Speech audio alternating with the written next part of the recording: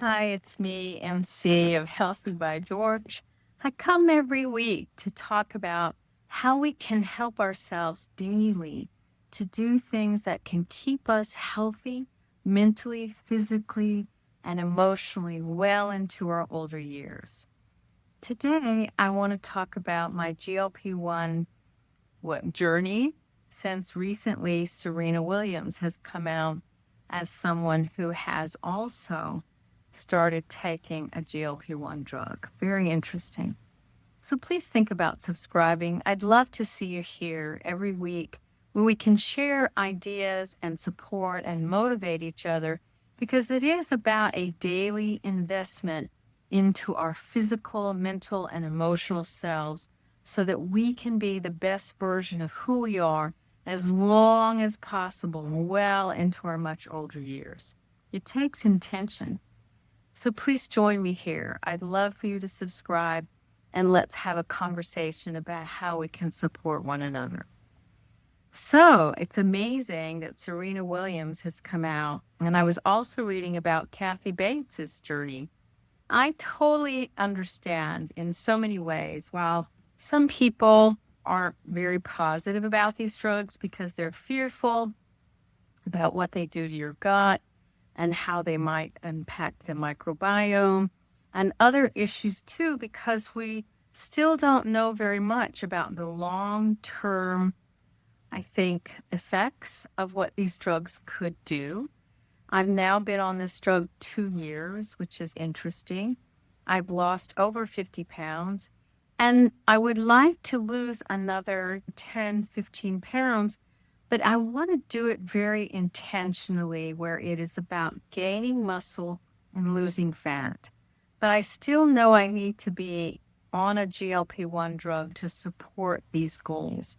I had to take a few months off because of surgery back in June. I had a hip replacement that was complicated with so many complications. And I thought it was due to myself being someone who carries the trait for thalassemia. Guess what? I don't. I don't carry the trait. I was shocked. I got the results back from the blood tests, and no one understands why my hemoglobin is low and why I had all of this unexpected bleeding from my incision, which was a mystery. So I'm going back to the hematologist in October to do a follow up because I certainly want to know more about what this risk is because no one can explain to me why this happened.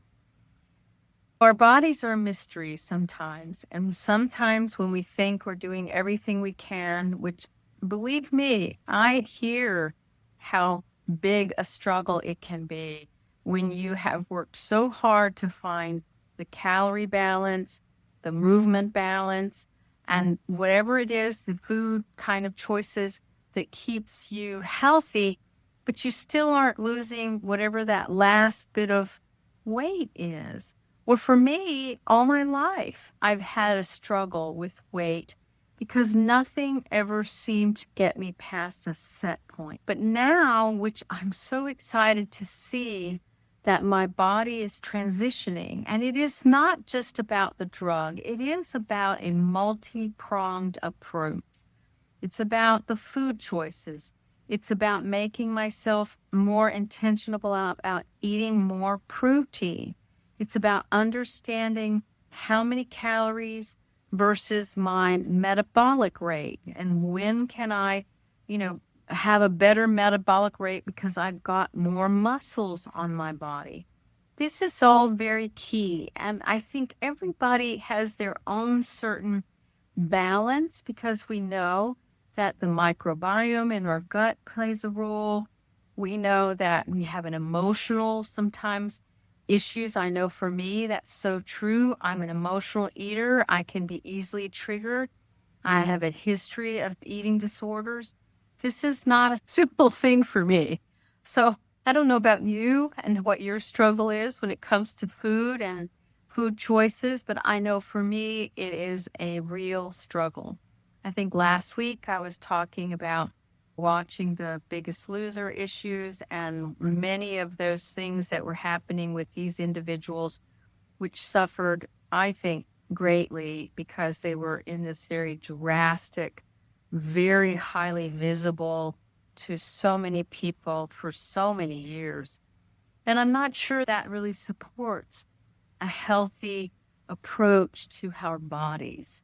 And what I really want to support for myself, and I encourage for others, is I really want to support what is it that I can do that's not drastic, it's gentle, it's compassionate, it's kind.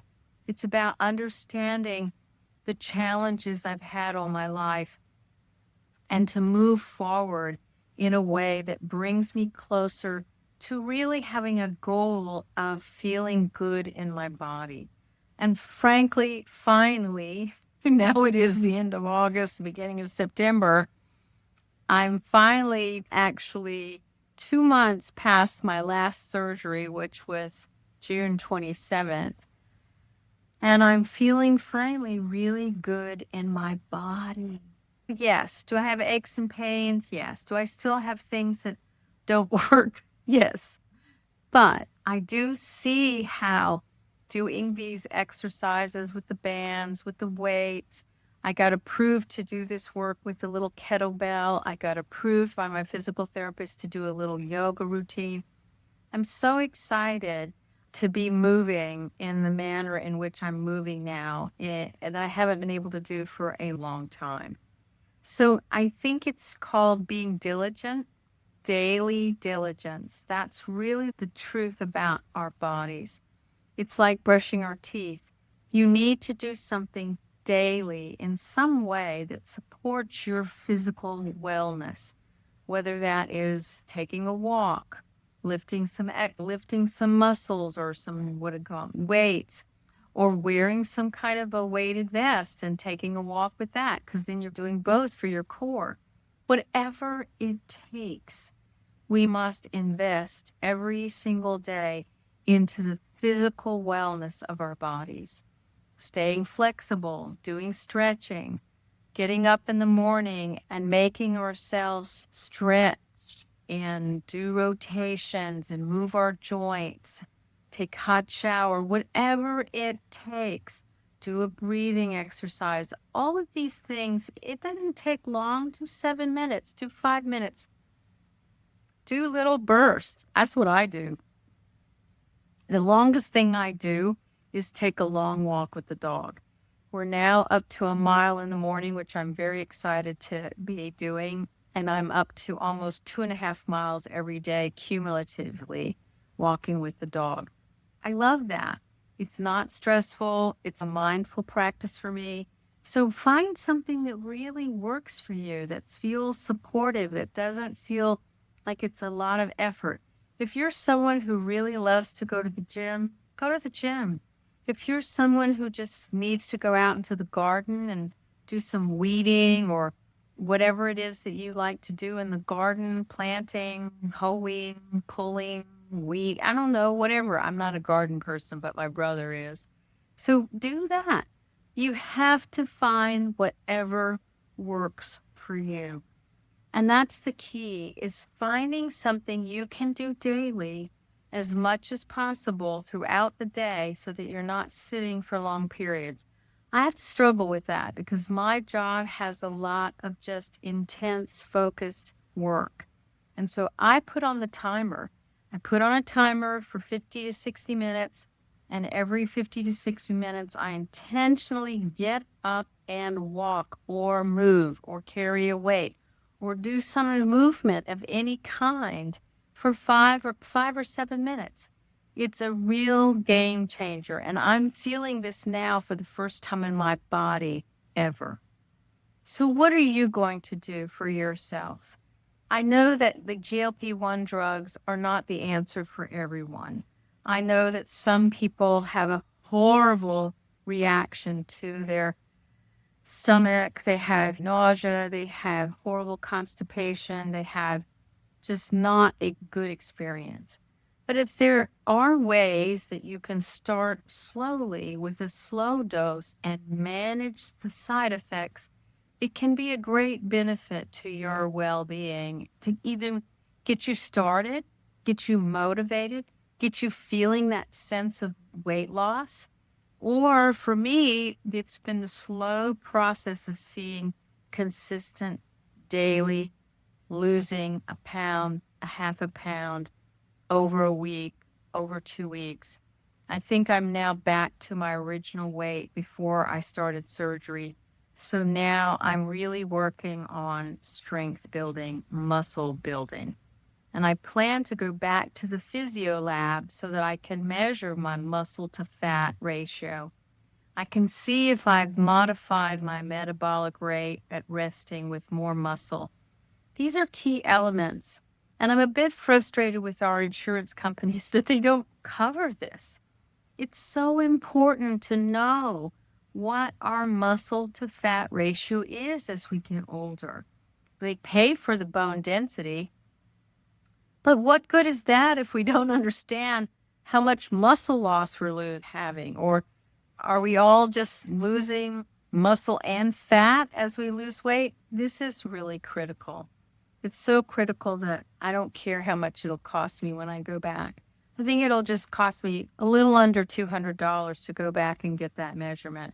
But it's too soon right now because I'm only 2 months outside of surgery. So I'm going to aim to go back in like late November or mid-December to see what my muscle to fat ratio is. And I'm now on the 7.5 GLP-1 drug. And I'm really looking forward to what will be the transition when I do come off the drug, or I just go to a very micro dose for maintenance. I have no idea. I feel like I'm in truly unknown territory for the first time in a long time for my health and wellness journey. I don't see this as just losing weight.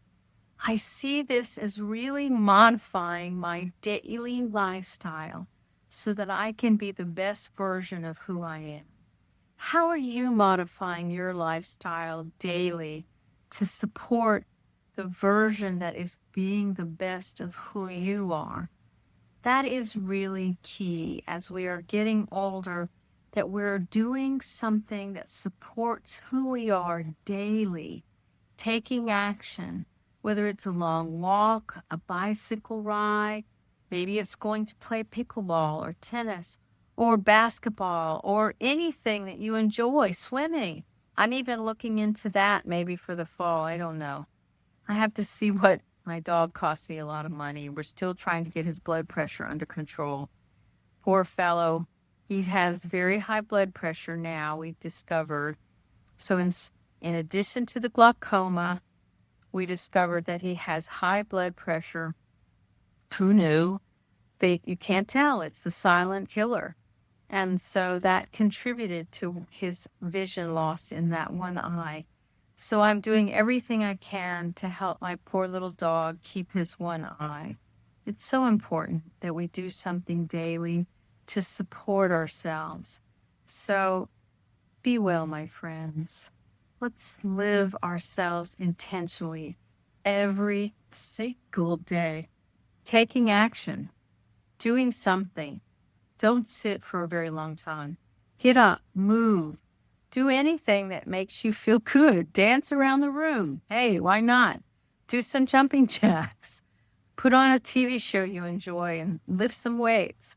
Whatever it takes, I say do it, because that's really what I'm doing. I'm not into these like long periods of workouts, 30, 45 minutes, go to the gym. That's not me. I need to do something that's like in little teeny spots of exercise throughout the day.